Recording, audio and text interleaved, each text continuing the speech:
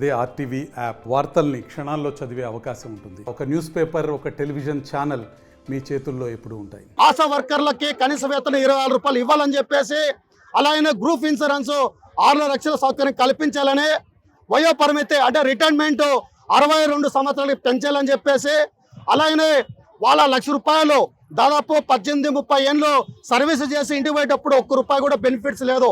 కాబట్టి వాళ్ళంటి వారికి ₹1,00,000 బెనిఫిట్స్ ఇవ్వాలని చెప్పేసి, అలాగనే ఆశా వర్కర్కి సంబంధం లేని పనులు ఈరోజు చేయించకూడదని 60 నుంచి 100 కిలోమీటర్లు పోయి ఆ రకంగా ప్రజలకు సేవ చేస్తూ ఉన్నారు.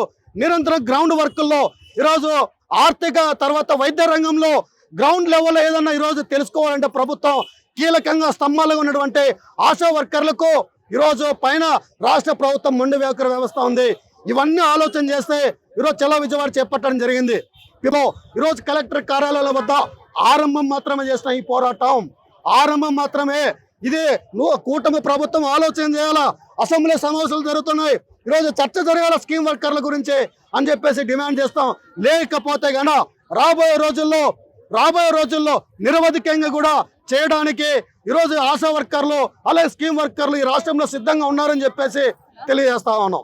మరిన్ని వీడియోస్ కోసం ఛానల్ ని సబ్స్క్రైబ్ చేయండి. లేటెస్ట్ అప్డేట్స్ కోసం వాట్సాప్ ఛానల్ ని ఫాలో అవ్వండి. అండ్ లింక్ డిస్క్రిప్షన్ లో ఉంది.